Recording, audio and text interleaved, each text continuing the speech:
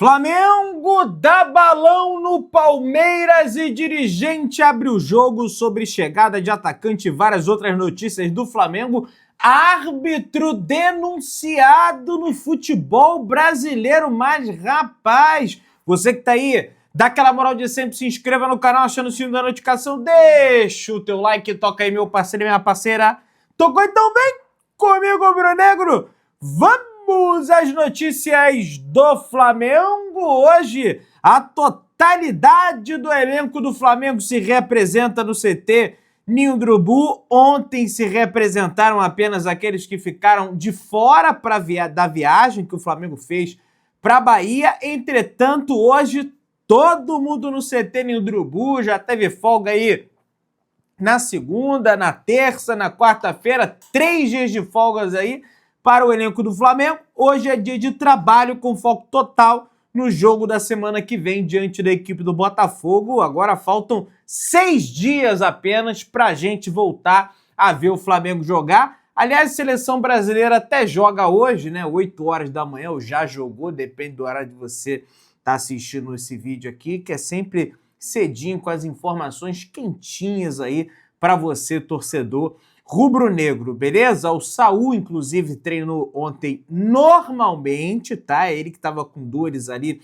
no tornozelo, e a tendência é que treine hoje juntamente com o elenco. Normalmente eram apenas dores ali no tornozelo, foi feito o exame, nenhuma lesão foi detectada. Foi apenas uma precaução que o Flamengo teve com o jogador para tirá-lo desse jogo contra o Bahia, ainda mais que o gramado era terrível, né, para praticar o futebol. O ídolo do Flamengo, Everton Ribeiro, se pronunciou nas redes sociais anunciando que o tumor da tireoide foi totalmente removido e não precisará passar por outro tratamento adicional. Ainda bem, Everton Ribeiro, que Deus te abençoe, já deu tudo certo, tá? Peço para que as pessoas, mais uma vez, aí se sentir à vontade de comentar para o Everton Ribeiro também, que é um cara nota 1000, um ídolo que tem o Flamengo, foi capitão do Flamengo em inúmeras conquistas, e não é porque joga no Bahia, não interessa, continua sendo ídolo do Flamengo, e que Deus te abençoe você e sua família, beleza? Pessoal, a pedido da Globo, a Confederação Brasileira de Futebol, a CBF, antecipou o horário do jogo entre Flamengo e Palmeiras. Inicialmente, a partida estava marcada para acontecer às 6h30 da tarde do dia 19 de outubro. Daqui a 11 dias já tem Flamengo e Palmeiras no Maracanã, jogo que vai preceder o embate do Flamengo diante da equipe do Racing no Maracanã. Entretanto, a pedido da TV Globo, que é a detentora dos direitos televisivos da partida, a partida passou das 6h30 para as 4 horas da tarde. Confronto esse válido pela 29ª rodada do Campeonato Brasileiro. Eu sei que não foi a intenção da Globo fazer isso, mas acho que foi até benéfico para o Flamengo, porque isso significa que são mais horas descansadas pelos atletas do Flamengo para o enfrentamento diante da equipe do Racing, que vai acontecer às 9h30 da noite. Então, acho até que ganha ali algumas horinhas e coisa e tal, mas é melhor do que nada, né? E eu particularmente prefiro ali o futebol às 4 horas da tarde. A última vez que o Flamengo venceu o Palmeiras lá no Allianz Parque também foi às 4 horas da tarde, com um show de Arrascaeta, o Alacian, né? Que, enfim, vamos até comentar dele aqui nesse vídeo, e companhia. A CBF, através de uma nota, também informou o seguinte: a Confederação Brasileira de Futebol anuncia um avanço marcante na transparência da arbitragem. Após consulta formal à FIFA, recebemos autorização para divulgar publicamente áudios e vídeos de decisões tomadas pela equipe de arbitragem, mesmo nos casos em que não houve revisão na cabine do VAR, os chamados lances sem revisão protocolar. Portanto, todo lance que pairar uma dúvida sobre a arbitragem, a CBF vai divulgar. Não foi divulgado aí no caso do Ramon Abate-Abel, não sei se eles vão divulgar ainda. Entretanto, um dirigente do São Paulo veio até à cidade do Rio de Janeiro, foi à sede da CBF e ele particularmente ouviu, né, esse áudio e o VAR teria recomendado, né, ao Ramon Abateabel a ele se dirigir ao VAR para interpretar o lance, só que ele falou que não ia porque dentro do campo ele já tinha avaliado que não havia sido pênalti, né, um completo assim absurdo. A crise, estão dizendo aí que teve um gol do Fluminense que foi roubaram o gol do Fluminense, né? Entre Mirassol e Fluminense. Estão dizendo que não foi falta, e o tal do Rodrigo José Pereira de Lima foi no VAR e marcou falta, tirou o gol do Fluminense, enfim. A crise só aumenta em cima do Rodrigo Sintra, que é o chefe da arbitragem na CBF. Sintra, que assumiu o cargo em fevereiro, ainda na gestão de Edinaldo Rodrigues, está na Berlinda, segundo o Estadão. Ele comanda um comitê de arbitragem que possui outros 6 membros. O fato desse comitê ter sido formado na gestão anterior pesa contra o grupo, sobretudo após os erros recentes da arbitragem. A comissão de arbitragem tem defendido alguns árbitros, mesmo após falhas claras, como as do último final de semana. Os afastamentos dos árbitros de Red Bull Bragantino 1, Grêmio 0 e São Paulo 2, Palmeiras 3 foram decisões do presidente da CBF, Samir Chaldi. Cara, o que eu acho engraçado é que eu vi um vídeo aí da Edna, né, que é árbitra de futebol, e do Wilton Pereira Sampaio, que é árbitro de futebol, dizendo que se o atacante tem direito de errar, o árbitro também tem direito de errar. Mas vamos analisar o contexto.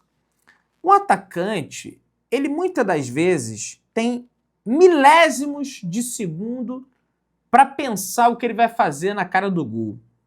Se ele vai tocar por cima, se ele vai chutar colocado, se ele vai dar um pancadão, se ele vai tocar para o companheiro do lado. E, eventualmente, ele erra essa decisão e é também cobrado por isso. Entretanto, hoje, a arbitragem ela não possui apenas segundos para tomar uma decisão de um pênalti, de uma falta que originou o gol. Ela não tem mais essa bengala, porque o árbitro, além de segundos, ele tem a opção de ter minutos para interpretar o lance no VAR. Então existe uma diferença muito clara.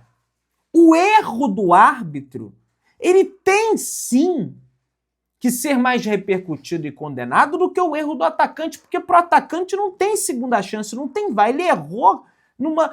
volta o lance. Não. A arbitragem hoje tem. E mesmo com o recurso do árbitro de vídeo, eles conseguem errar o lance. É impressionante. E às vezes erram em função do árbitro de vídeo, porque toma uma decisão correta dentro do campo, vai, não vai e muda, sendo que não tinha que ter mudado. Ainda tem essa. E aí, a informação que saiu na madrugada, praticamente, do Igor Siqueira do All Sport, é que a Procuradoria do STJD denunciou os árbitros do jogo entre Flamengo e São Paulo e também os dirigentes do São Paulo e o Vitor Roque. Vamos às denúncias. Veja. Ramon Abateabel, o árbitro principal, e Ilbit Estevão da Silva foram enquadrados por, abre aspas, deixar de observar as regras da modalidade, fecha aspas, em São Paulo 2, Palmeiras 3, podendo pegar de 15 a 120 dias de jogos. Tem que pegar mais de 100. Que isso, Pedrão? Que pensamento punitivo, que pensamento retrógrado, que pensamento ultrapassado, Pedrão. O cara, ele precisa do sustento? Precisa. E já briguei por isso aqui neste canal, defendendo uma cota, um salário fixo para os árbitros, além do que eles recebem por partida. Entretanto, já não é de hoje que o Ramon Abateabel ele prejudica não só o Flamengo, como o futebol brasileiro, gente. Ou vai ser 2 pesos e 2 medidas? O Vin Diesel, O Jean-Pierre está 2 anos sem apitar um jogo de Série A, está escanteado apitando só gauchão. Quer dizer, então, que quando erra contra o Palmeiras, acontece isso com ele, agora erra contra o Flamengo e contra o São Paulo, não vai acontecer nada. Carlos Belmonte e Rui Costas foram enquadrados por xingar a arbitragem, aí quer que o cara fique calmo também depois de um absurdo desse. E o Vitor Roque foi enquadrado por discriminação após postagem na rede social, podendo pegar de 5 a 10 jogos de ganso. Aí é problema do Palmeiras. Eu tenho que me concentrar aqui na arbitragem, tá? Até porque o Palmeiras ele já tem aí defensores, no meu entendimento, até demais, até entrevista no Jornal Nacional, tá tendo espaço aí jogador do Palmeiras para justificar a não expulsão dele num jogo. E em paralelo a isso, temos a Leila Pereira integrando, né, o comitê da FIFA de competições masculinas de clubes, né? Tá aí a dona Leila Pereira, é a integrante, representante do futebol brasileiro. Olha que bacana, hein? Olha que legal. Vou te contar uma história. Pessoal, o Alacian busca equilíbrio, finalmente, né? O atacante do Flamengo iniciou um tratamento com um mental coach. O atacante do Flamengo, Alacian, fechou um acordo com o mental coach Cleiton Carvalho e iniciará o tratamento imediatamente. A decisão visa auxiliar o jogador no seu desempenho e equilíbrio emocional. Cara, espero que dê muito certo, viu? Espero que dê muito certo. Eu sei que o pessoal tem negócio de coach, Pedrão, coisa e tal. Tem uns que é complicado mesmo. Não sei qual é o caso aí do Cleiton Carvalho, mas de qualquer forma, pessoal, esse jovem, esse rapaz, ele precisa de um acompanhamento mental. Ele precisa de uma pessoa, entendeu? Para lidar ali, para mudar essa mentalidade dele. Porque ele, na minha opinião, ele é muito bom jogador, gente. Ele tem muito talento e esse talento ele vai ser perdido se ele não cuidar da cabeça dele. Todo jogo entra fio desencapado. Tem que mudar. Não quer dizer que ele vai virar, nossa, santo dentro de campo. Não, não é isso. É você ter inteligência e não ceder à burrice, como cedeu na partida diante da equipe do Bahia, tá? Pessoal, o negócio é o seguinte. Segundo o jornal Globo, dirigentes da Libra enxergam um agravamento na crise entre Palmeiras e Flamengo e decidiram levar suas explicações sobre a ata para a justiça. A cúpula da Liga acendeu o sinal de alerta e avaliou ser necessário buscar uma forma de conter o clima de tensão entre ambos os mandatários, o do Flamengo BAP e do Palmeiras a Leila Pereira. A avaliação interna é de que o embate entre os dois clubes deixou de ser construtivo e virou pessoal. A Libra garante que todas as dúvidas e contestações apresentadas pelo Flamengo serão tratadas no âmbito judicial. O Flamengo, inclusive, através dos presidentes dos poderes do Flamengo, manifestaram uma nota de apoio ao BAP, presidente do Flamengo. Ao término da assembleia destinada à apresentação da questão entre Flamengo e a Libra, o presidente do Conselho dos Grandes Beneméritos, Sérgio Veiga Brito, manifestou em seu nome e no dos demais presidentes apoio amplo e restrito às medidas adotadas pelo Luiz Eduardo Batista, o BAP, presidente do Flamengo. Na data de ontem, que foi escrita essa nota, foi encaminhado ao presidente do clube o ofício reproduzido abaixo com a carta, né, os abaixo assinados, acho que é assim que se fala, no plural, do presidente da Assembleia Geral, do presidente do Conselho de Grande Benemérito, do presidente do Conselho Deliberativo, do presidente do Conselho de Administração e do presidente do Conselho Fiscal, né, o presidente de todos os âmbitos ali dos poderes do Flamengo, demonstrando apoio ao BAP, atual presidente do Flamengo. O Landim foi procurado por alguns jornalistas para prestação de esclarecimentos sobre esse acordo que ele teria entrado com a Libra, que não tem assinatura nenhuma, entretanto ele não se pronunciou, e muito menos a Libra quer deixar à disposição a gravação da reunião, tá? Que aí não é nem a outra gestão, é com essa gestão que não aceitou absolutamente nada. Ah, mas a outra aceitou, não aceitou porque não tem assinatura nenhuma do Landim. Isso foi debatido nesse ano, o Flamengo não aceitou, eles estão dizendo que o Flamengo aceitou, e o Flamengo que tá, aceitei, cadê a gravação? A gravação, ela não aparece, muito menos a assinatura aceitando a metrificação ali dos 30% referentes à audiência, beleza?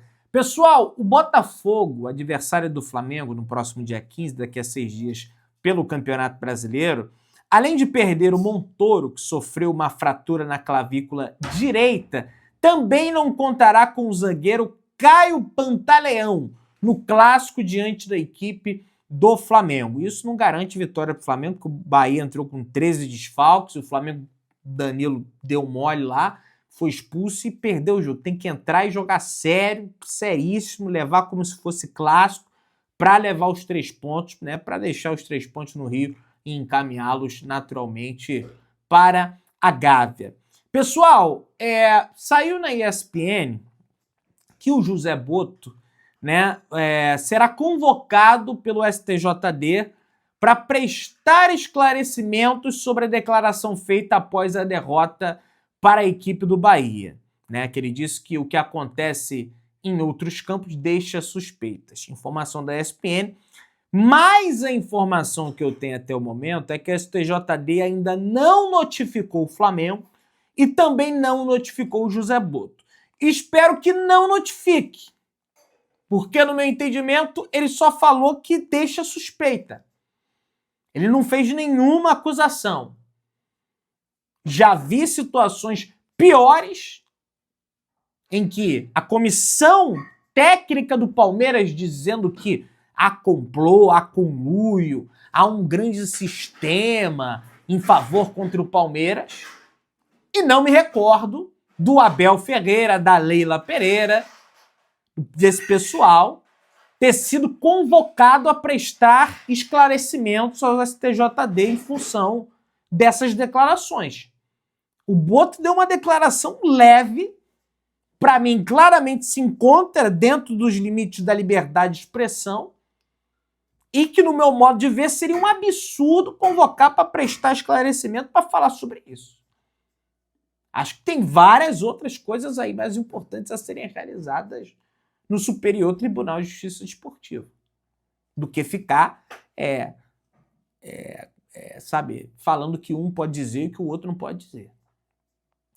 Flamengo contrata jovem goleiro ex-Palmeiras para o Sub-17. O jogador era tratado como uma grande promessa no Palmeiras e o Flamengo contratou. O Flamengo acertou a contratação do goleiro Pedro Henrique, meu xará, rapaz, para reforçar a equipe Sub-17. Ele estava no Palmeiras, o arqueiro assinou um vínculo válido por 2 anos. O time paulista manteve 30% dos direitos econômicos do jogador. Pedro é considerado um goleiro promissor e despertou interesse do Flamengo já para reforçar o Sub-20 na próxima temporada, tendo em vista que ele já completará 18 anos de idade. O Flamengo segue mapeando o mercado para reforçar a base e possíveis reforços também para o ano que vem para a equipe profissional. Traz aí o Flazoeiro em conjunto com o Flabase. Aliás, o Spindle, que já saiu da gestão, mas ficou até o meio do ano, mais ou menos, nessa atual gestão, deu uma entrevista ao GE dizendo que indicou alguns nomes ali para o ataque do Flamengo. Após a eleição, indiquei nomes para reforçar o ataque: Gabriel Jesus, Yuri Alberto, Vitor Roque, Cúcio Hernandes e o colombiano e o Cúcio Hernandes e o uruguaio Luiz Soares. E alertei sobre contratos próximos do fim, como do Pulgar, Varela, Cleiton, Matheus Cunha, e sobre outros contratos como os de Gerson, Arrascaeta e Pedro. Eu já tinha passado para o BAP alguns dias depois da eleição sobre essa possibilidade do Jorginho vir. Desde abril de 24, o Dudu, intermediário do jogador, estava mandatado para negociar a vinda dele para o Brasil. Eu e Felipe conversamos sobre o Jorginho no ônibus depois da final da Copa do Brasil. Falou ele em entrevista ao GE. Globo. Você que tá aí, dá aquela moral de sempre, se inscreva no canal, achando o sino da notificação, deixa o teu like, tamo junto, saudações rubro-negras.